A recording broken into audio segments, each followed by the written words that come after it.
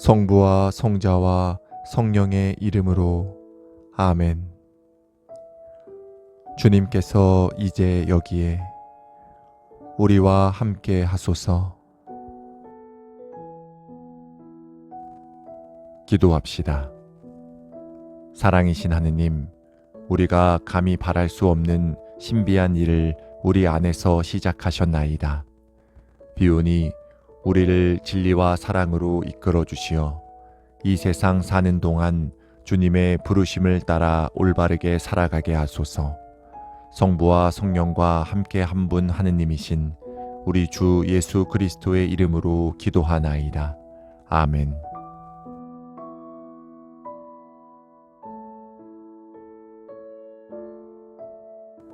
온 세상이여 주님께 환성을 올려라.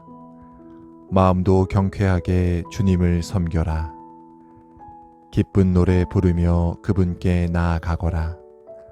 주님은 하느님, 알아 모셔라. 그가 우리를 내셨으니 우리는 그의 것, 그의 백성, 그가 기르시는 양떼들이다. 감사 기도 드리며 성문으로 들어가거라. 찬양 노래 부르며 뜰 안으로 들어가거라. 주님 어지시니 감사 기도 드리며 그 이름을 기리어라. 그의 사랑 영원하시니 그 미쁘심 대대에 이르리라. 영광이 성부와 성자와 성령께 처음과 같이 지금도 그리고 영원히. 아멘.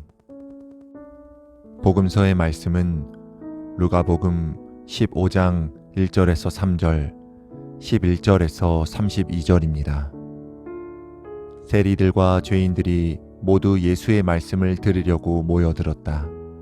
이것을 본 바리사이파 사람들과 율법학자들은 저 사람은 죄인들을 환영하고 그들과 함께 음식까지 나누고 있구나 하며 못마땅해 하였다.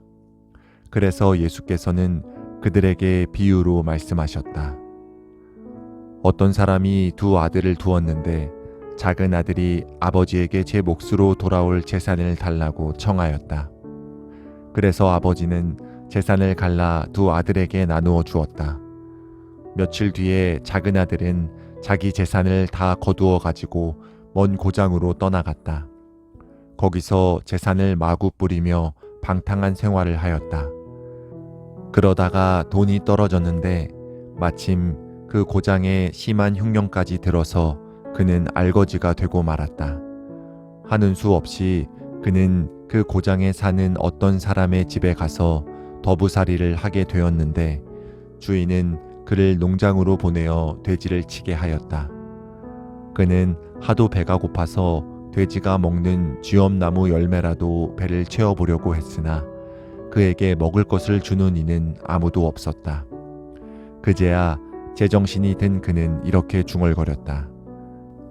아버지 집에는 양식이 많아서 그 많은 일꾼들이 먹고도 남는데 나는 여기서 굶어 죽게 되었구나. 어서 아버지께 돌아가 아버지, 제가 하늘과 아버지께 죄를 지었습니다.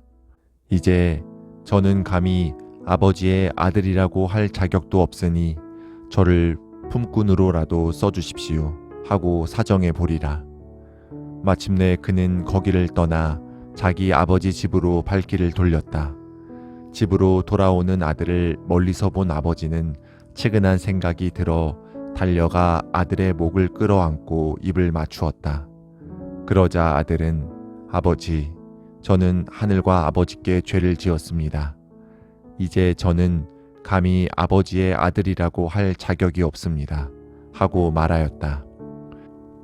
그렇지만 아버지는 하인들을 불러 어서 제일 좋은 옷을 꺼내어 입히고 가락지를 끼우고 신을 신겨 주어라.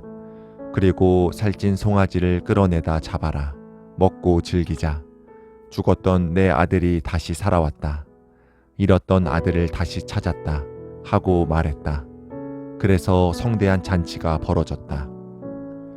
밭에 나가 있던 큰 아들이 돌아오다가 집 가까이에서 음악 소리와 춤추며 떠드는 소리를 듣고 하인 하나를 불러 어떻게 된 일이냐고 물었다. 하이니 아우님이 돌아왔습니다.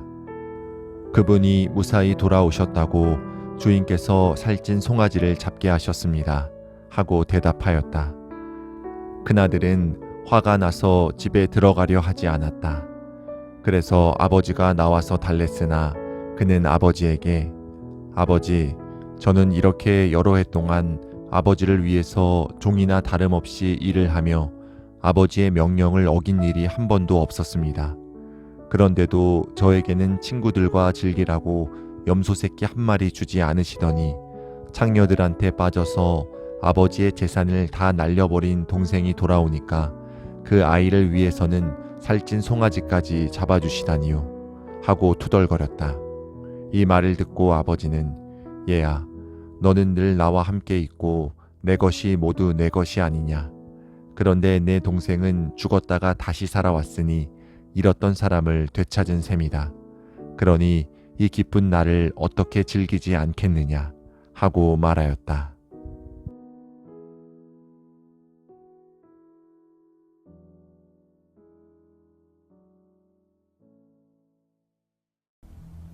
성부와 성자와 성령의 이름으로 말씀드립니다.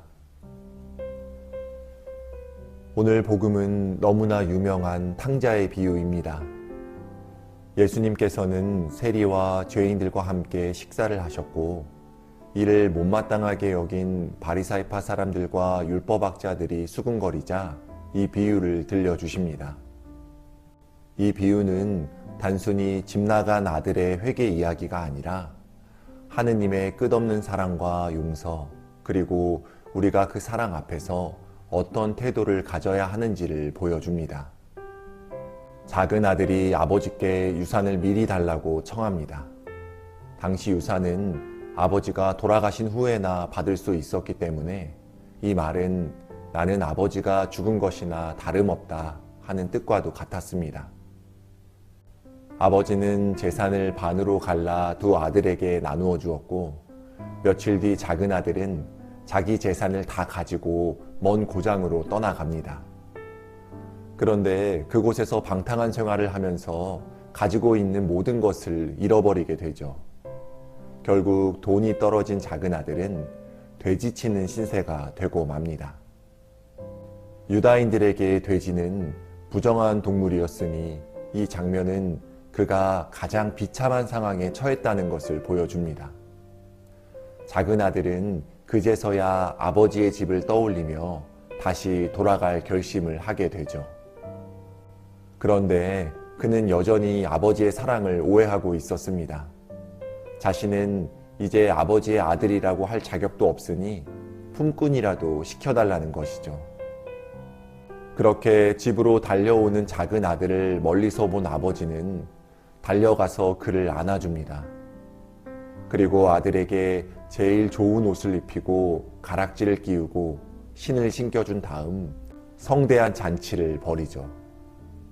작은 아들은 품꾼이라도 되겠다고 생각했지만 아버지에게 그는 여전히 사랑하는 아들이었습니다.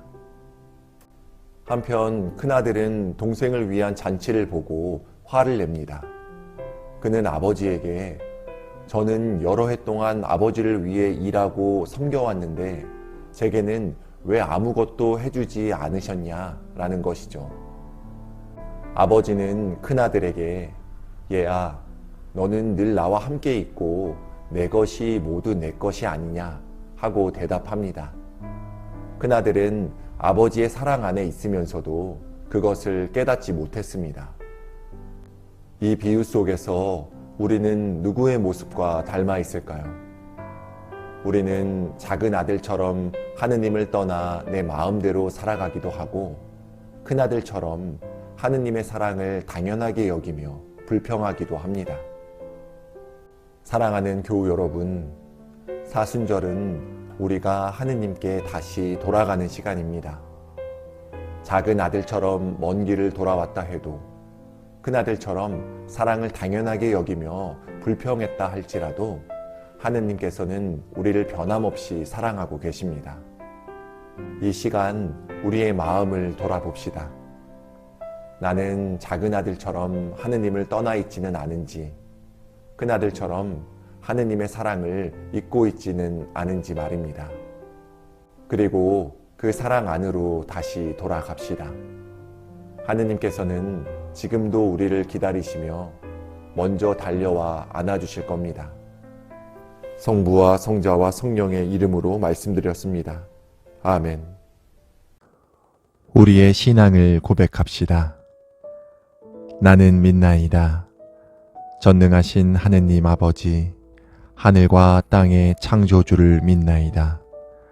하느님의 외아들 우리 주 예수 그리스도 성령으로 동정녀 마리아에게 잉태되어 나시고 본티오 빌라도 치하에서 고난을 받으시고 십자가에 못 박혀 죽으시고 묻히셨으며 죽음의 세계에 내려가시어 사흘 만에 죽은 자들 가운데서 부활하시고 하늘에 올라 전능하신 하느님 오른편에 앉아 계시며 산 이와 죽은 이를 심판하러 다시 오시리라 믿나이다. 성령을 믿으며 거룩한 공교회와 모든 성도의 상통을 믿으며 죄의 용서와 몸의 부활을 믿으며 영원한 생명을 믿나이다. 아멘.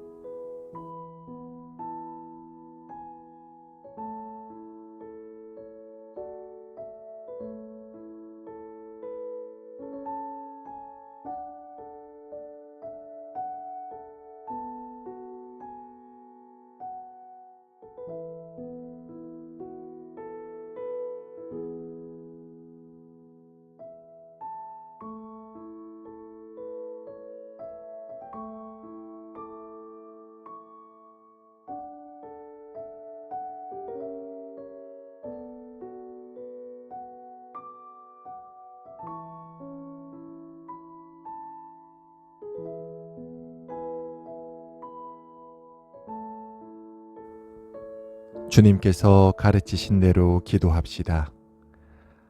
하늘에 계신 우리 아버지, 온 세상이 아버지를 하느님으로 받들게 하시며 아버지의 나라가 오게 하시며 아버지의 뜻이 하늘에서와 같이 땅에서도 이루어지게 하소서.